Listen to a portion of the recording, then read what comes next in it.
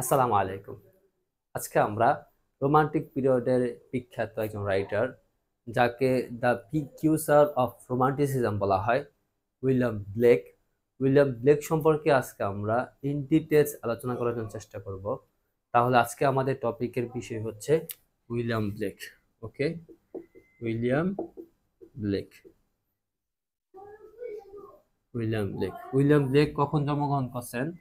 William Blake জন্মগ্রহণ করছেন 1757 and তিনি মৃত্যুবরণ করছেন 1827। ওকে, তো আজকে আমাদের আলোচ্য বিষয় হচ্ছে উইলিয়াম ব্লেক। তো আমরা কি লিখতে পারি এখানে? উইলিয়াম ব্লেক উইলিয়াম ব্লেক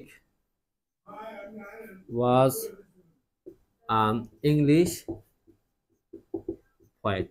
ওকে, তারপরে printer printer and the engraver. Okay, তো আমরা এখানে কি লিখলাম? William Blake was an English poet, printer and the engraver. Okay, তো এনগ্রেভার মানে কি? এনগ্রেভার মানে হচ্ছে যিনি খোদাইকারী, যিনি খোদাই করা কোনো কিছু অঙ্কন করেন, তাকে এনগ্রেভার বলা হয়। তো এতটুকু লেখার পর আমরা এখানে লিখতে পারি he is considered one of the greatest literary greatest figures. He is considered one of the greatest literary figures. So, greatest literary figures, GURES, literary figures of the romantic age. তো এখানে আমরা কি লিখলাম? যে উইলিয়াম ব্লেক তিনি ছিলেন একজন English poet, printer and the engraver, and he is considered one of the greatest figures of the romantic age. Okay, romantic এজে তিনি কি ছিলেন? একজন গ্রেটেস্ট লিটারারি ফিগার্স বলতে পারেন, অথবা আপনি ফিগার্স বলতে পারেন। হ্যাঁ, তো এই হিসাবে তাকে কি করা হয়? কনসিডার্ড অর্থাৎ বিবেচনা করা হয়। এরপর আমরা কি লিখতে পারি? আমরা লিখতে পারি হি ওয়াজ আ ভিশনারি। তাকে কি বলা হয়? তিনি কি ছিলেন? একজন ভিশনারি ছিলেন। ভিশনারি কাদেরকে বলা হয়? যিনি কিনা ভবিষ্যৎ নিয়ে চিন্তা করতে পারেন। যারা ভবিষ্যৎ নিয়ে চিন্তা করতে পারেন তাদেরকে কি বলা হয়? ভিশনারি বলা হয়। তো উইলিয়াম ব্লেক কি ছিলেন? He was a visionary. Who যিনি who saw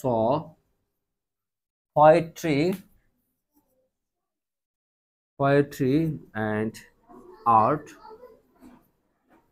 as as as the way to express the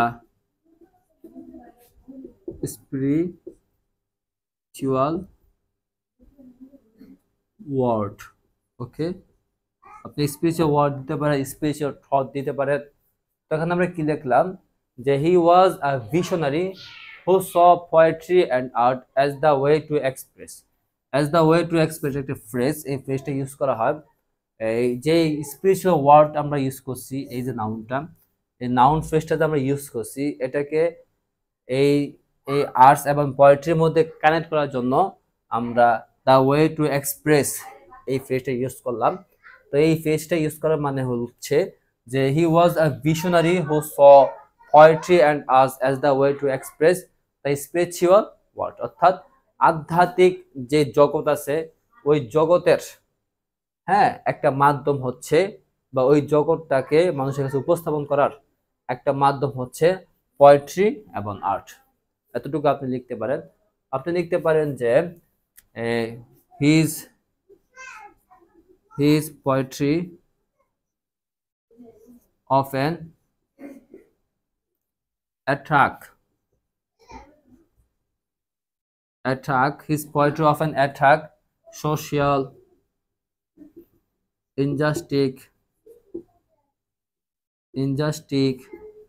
child labor,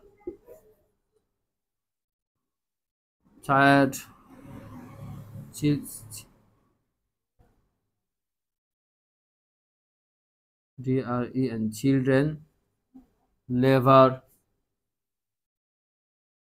children labor, and religious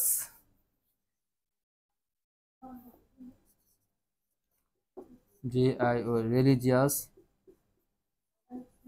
hypo hypocrisy, হ্যাঁ, religious hypocrisy। তো এখানে আমরা কি লিখলাম যে his poetry often attack social injustice, অর্থাৎ সমাজে যে অন্যায় অবিচারগুলো আছে সেগুলোর প্রতি তার কবিতাগুলো কি করতো, অ্যাট্রাক্ট করতো। তো চিলড্রেন লেবার অ্যান্ড রিলিজিয়াস হাইপোক্রেসি, ওকে, এগুলোর প্রতি তার কবিতার মধ্যে এই বিষয়গুলোর প্রতি বিদ্রুপ করা হয়েছিল অথবা অ্যাট্রাক্ট করা হয়েছিল। তারপর আমরা লিখতে পারি তার যে কবিতাগুলো সেগুলো মানে বিখ্যাত যে কবিতাগুলো আছে। তো এখানে আমরা লিখব হিজ ফেমাস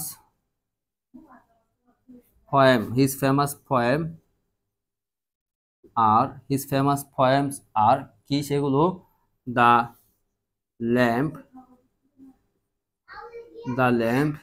এরপর আপনি বলতে পারেন দ্য টাইগার, দ্য চিমনি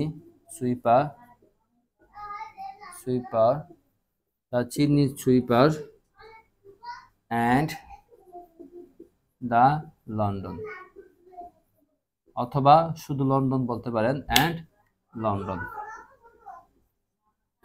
তো এগুলো ছিল তার বিখ্যাত যে পয়েমগুলো আছে সেই পয়েমগুলোর মধ্যে। হ্যাঁ, তো এই যে বিখ্যাত কবিতাগুলো, এই কবিতাগুলো ছিল তার ফেমাস ওয়ার্ক, যেগুলো ইনক্লুড, হ্যাঁ, তো হোয়ার হিজ, তো এই ইনক্লুডেড অথবা হিজ ফেমাস ওয়ার্ক ইনক্লুড দেখতে পারি আমরা his Blake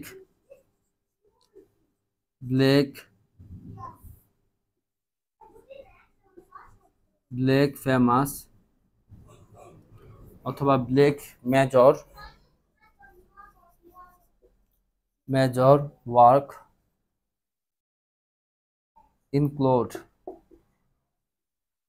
include songs of innocence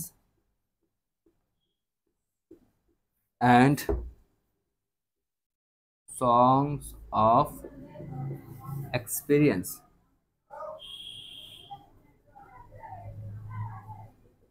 তো তার এই কবিতাগুলো ইনক্লুড ছিল songs of innocence and songs of experience এর মধ্যে।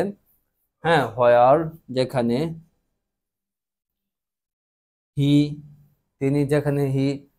তিনি কি করছিলেন, where he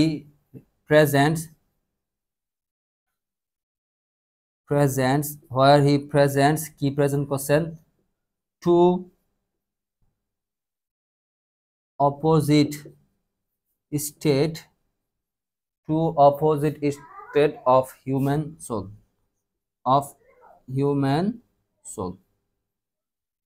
of human soul, number one innocent and experience, আপনি বলতে পারেন and experience। তো এখানে আমরা কি নিয়ে আলোচনা করলাম, উইলিয়াম ব্লেক তিনি ছিলেন একজন English poet, printer and the engraver. He is considered one of the greatest figures of the romantic age. তো তিনি রোমান্টিক এজের কি ছিলেন, একজন গ্রেটেস্ট ফিগার ছিলেন।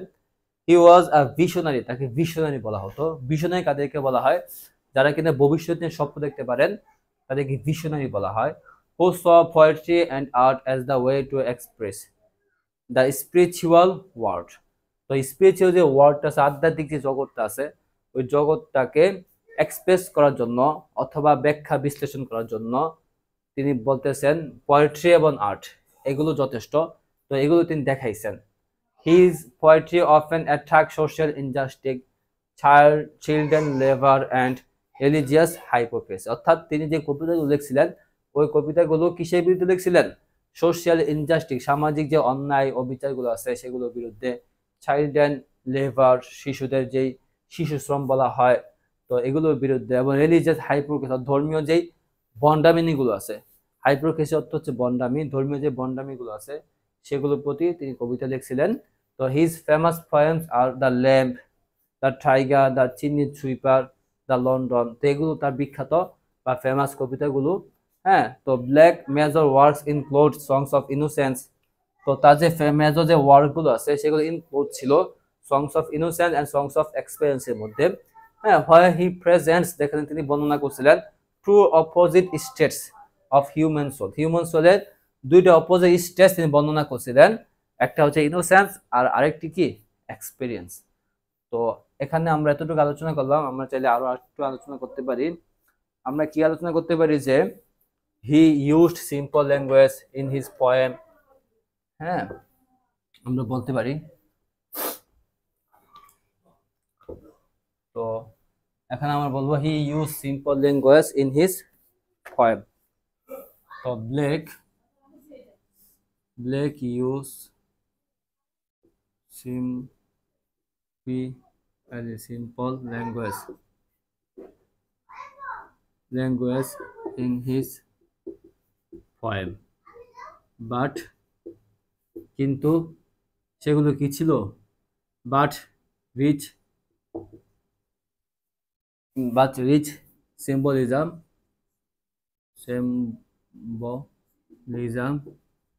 used, but rich symbolism express in his literary work. Okay, but rich symbolism express in his literary work. তো তিনি কি ইউজ করতেন? তার লিটারি ওয়ার্কগুলোর মধ্যে সিম্পল ল্যাঙ্গুয়েজ ইউজ করতেন, কিন্তু সেখানে তিনি কি ব্যবহার করতেন? সিম্বলিজম ব্যবহার করতেন। আর সেই সিম্বলিজমগুলো কি ছিল? খুবই পাওয়ারফুল ছিল। ওকে, সেগুলো কি প্রকাশ করতো? ডিপ সিম্বলিজম প্রকাশ করতো। দো হি ওয়াজ নট ফেমাস, আমরা লিখতে পারি দো, যদিও though he was not famous,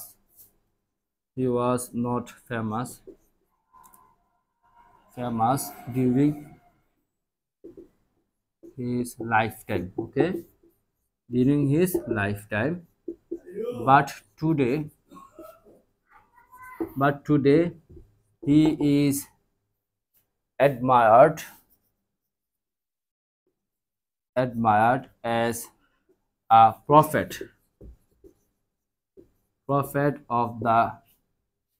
of imagination, nation and dreams and freedom.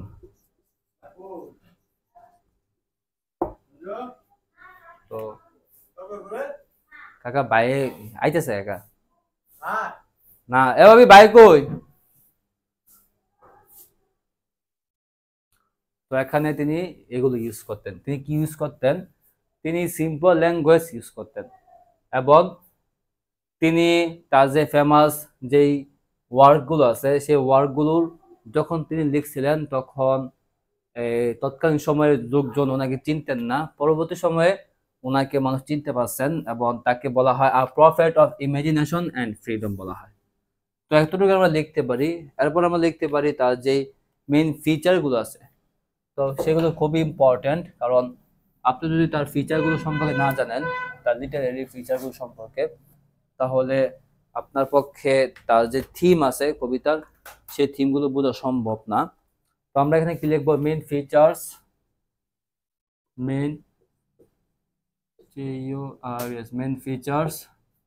Of William Blake's literary work. ওকে, লিটারারি ওয়ার্ক। তো এখানে আমরা কি লিখলাম, main features of William Blake's literary works. Number 1 আমরা দিতে পারি, কি দিতে পারি, ইমাজিনেশন, ইমাজিনেশন অ্যান্ড ভিশন। তো নাম্বার 1 কি, ইমাজিনেশন অ্যান্ড ভিশন। তো আমরা দেখতে পারি ব্লেক বিলিভ, ব্লেক বিলিভড, কি বিশ্বাস করতেন, Blake believed imagination, nation, Blake believed imagination was the highest form of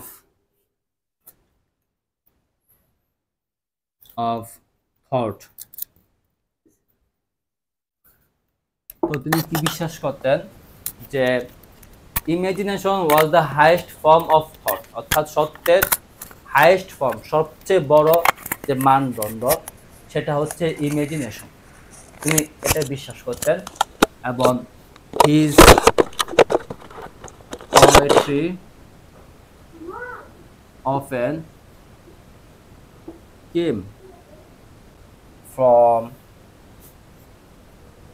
often came from কোথা থেকে আসতো, his poetry often came from vision and dreams. Okay,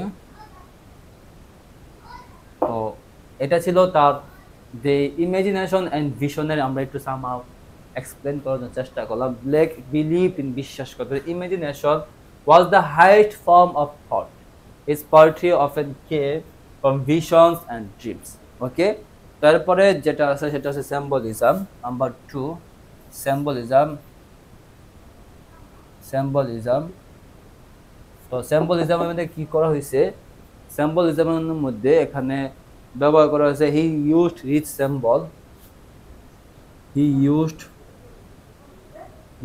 symbol, symbols in his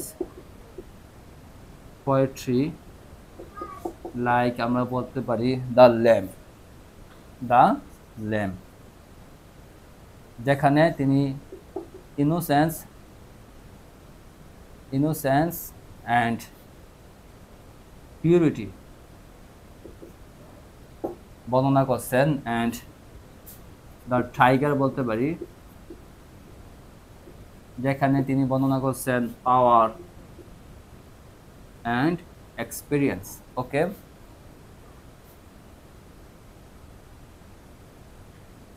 experience, হ্যাঁ, which বা express, যেটা express করছে, কি express করছে, to express deep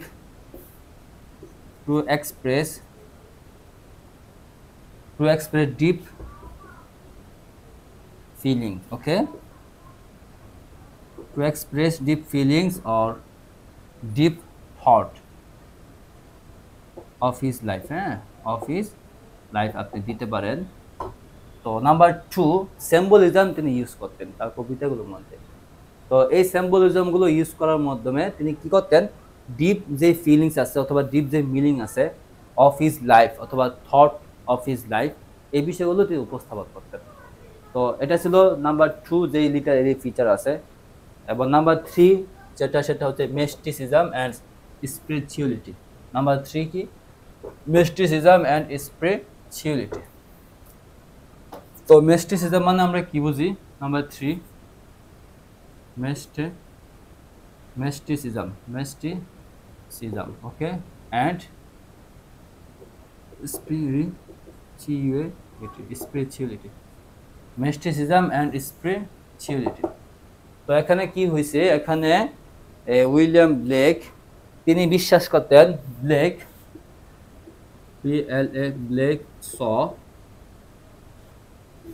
saw God's presence. Blake saw God's presence all in all things. God's presence in all things. তো তিনি কি কি বিশ্বাস করতেন যে গড যিনি স্রষ্টা তিনি সর্বস্তরে বা সর্ব জায়গায় বিরাজমান আছেন। হিজ পোয়েমস আমরা দেখতে পারি his poems explore PLOR his poem explore কি এক্সপ্লোর করতো relationship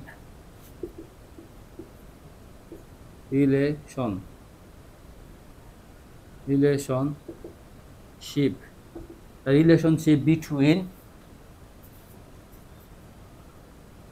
between nature, man and the divine, অথবা আমরা বলতে দেখতে পারি ডিভাইন। ওকে, এখানে কি হয়েছে, ব্লেকের যে কবিতাগুলো আছে সেগুলোর মধ্যে আপনার মিস্টিসিজম এন্ড স্পিরিচুয়ালিটি এগুলো ইউজ করা হতো। তো Blake saw God's presence in all things, অর্থাৎ সর্বস্তরে কি আছে, ঈশ্বর বিরাজমান আছে। His points explore the relationship between nature, man and the divine. Divine মানে হচ্ছে ঈশ্বর, অর্থাৎ ঈশ্বরের মধ্যে যে সম্পর্ক সেগুলো তিনি এখানে উপস্থাপন করতেন। ইনোসেন্ট অ্যান্ড এক্সপিরিয়েন্স, তো নাম্বার 4 বলতে পারি আমরা ইনোসেন্স অ্যান্ড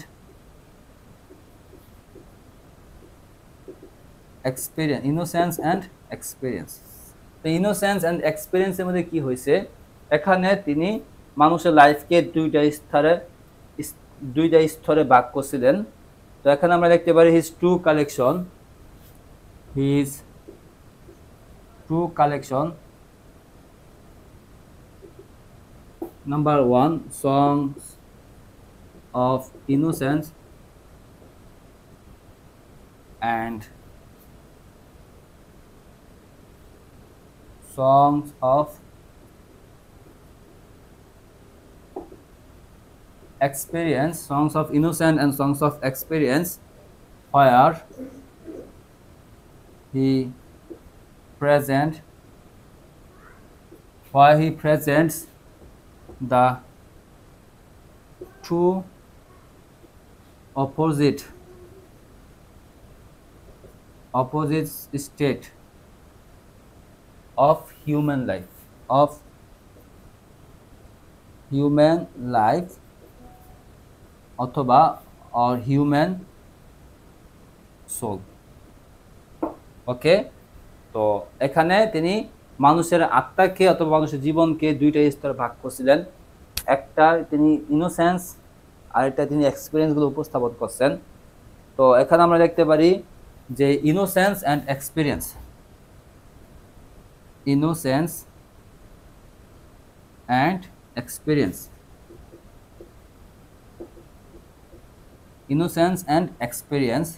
তো ইনোসেন্সের মধ্যে তিনি কি বলছেন, ইনোসেন্সের মধ্যে বলছেন যে এখানে আমরা কমা না দিয়া, তো innocence the purity of human life, the purity of childhood,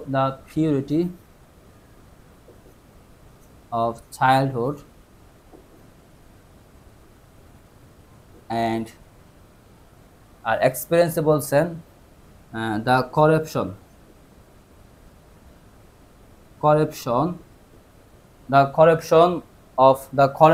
of the world, তো এগুলো উপস্থাপন করছিলেন নাম্বার 4 ইনোসেন্স অ্যান্ড এক্সপিরিয়েন্সের মধ্যে। তো নাম্বার 5 সেখানে আছে সোশিয়াল ক্রিটিসিজম। তো তিনি তার কবিতাগুলোর মধ্যে সামাজিক যেই অন্যায় অবিচারগুলো আছে, তো এগুলোর প্রতি তিনি সেখানে ক্রিটিসাইজ করছিলেন অথবা সমালোচনা করছিলেন। তো এখানে আমরা দেখতে পারি নাম্বার 5 সোশিয়াল ক্রিটিসিজম। তো সোশিয়াল ক্রিটিসিজম কি করছিলেন, যে বলা হয় যে হি condemned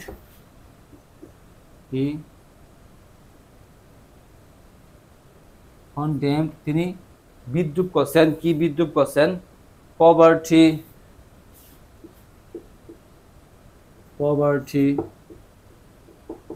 child labour child labor, তারপরে তিনি বিদ্রুপ করছেন, কিসের বিদ্রুপ করছেন তিনি, and religious hypocrisy and religious hypocrisy, তো এগুলো সম্পর্কে তিনি কি করছিলেন, বিদ্রুপ করছিলেন। এবং বলা হয় স্পেশালি ইন টু পয়েন্টস, তো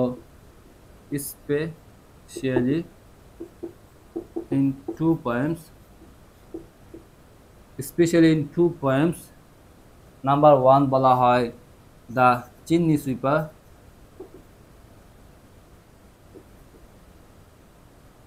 সুইপার্স and London.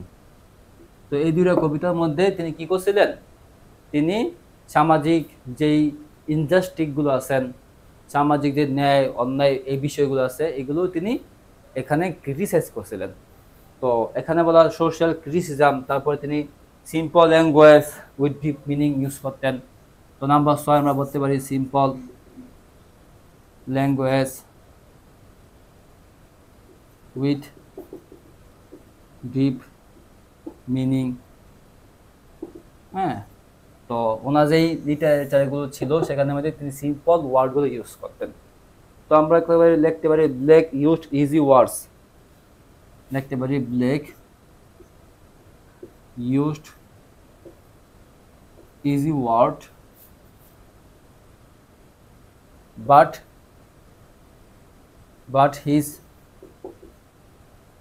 his word meaning, his words meaning was very deep and symbolism and has symbolism। ওকে, তো আমরা এখানে বলতে পারি, তো এতক্ষণ আমরা কি নিয়ে আলোচনা করছিলাম, উইলিয়াম ব্লেকের বিষয়ে আমরা চেষ্টা করছিলাম ইন ডিটেইলস আলোচনা করার জন্য। তো এখানে আমরা ওনার যেই লিটারারি যেই ফিচারগুলো ছিল সেগুলো নিয়ে আলোচনা করলাম। আশা করি ভিডিওটা আপনাদের জন্য খুবই হেল্পফুল হবে। তো আজকে এই পর্যন্তই, আবার আপনাদের সাথে দেখা হবে নতুন আরেকটি ভিডিও নিয়ে। সে পর্যন্ত ভালো থাকবেন, সুস্থ থাকবেন। আসসালামু আলাইকুম।